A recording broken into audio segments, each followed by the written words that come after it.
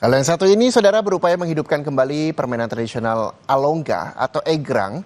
Ini ada sebuah lomba egrang digelar di Jeneponto, Sulawesi Selatan. Di luar dugaan, ternyata antusiasme warga mengikuti perlombaan dalam rangka Hari Jadi Kabupaten Jeneponto itu sangat tinggi. Hitungan ketiga. Jadi 1, 3. Keseruan lomba permainan tradisional Alongga atau egrang ini merupakan bagian dari peringatan Hari Jadi ke-162 Kabupaten Jeneponto yang diselenggarakan Dinas Pendidikan Kabupaten Jeneponto di lapangan Pasamat Turukang. Ya, selamat buat Naswar. Dalam permainan ini, peserta harus bisa menjaga keseimbangan berjalan di atas bambu. Peserta yang tercepat mencapai garis finish dan tidak jatuh adalah pemenangnya. Peserta lomba terbagi dalam 3 kategori, yakni pelajar sekolah dasar, sekolah menengah pertama, dan orang tua. Egrang sebagai permainan tradisional memang semakin jarang ditemukan. Namun di luar dugaan, antusiasme peserta ternyata sangat tinggi. Peserta lomba didominasi anak-anak yang lincah dan berkonsentrasi baik berjalan menggunakan bambu.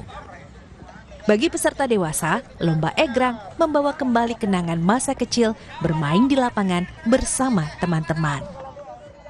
Lomba-lomba ini dilaksanakan untuk menjadi salah satu kegiatan yang melestarikan nilai-nilai budaya Kabupaten Jeneponto. Karena di mana permainan Alongga ini sudah semakin ketinggalan zaman, anak-anak kita semakin jauh dari permainan-permainan tradisional.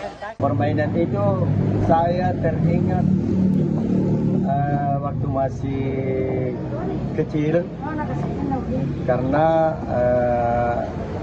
teman-teman yang sekarang itu yang kelahiran 90-an dia tidak dapatkan itu permainan longga. Egrang adalah bagian dari warisan budaya Indonesia yang bisa ditemukan hampir di semua daerah di Nusantara. Egrang umumnya digunakan sebagai permainan, pertunjukan seni dan hiburan rakyat, serta dalam upacara adat. Ardiansah, Kompas TV, Jeneponto, Sulawesi Selatan.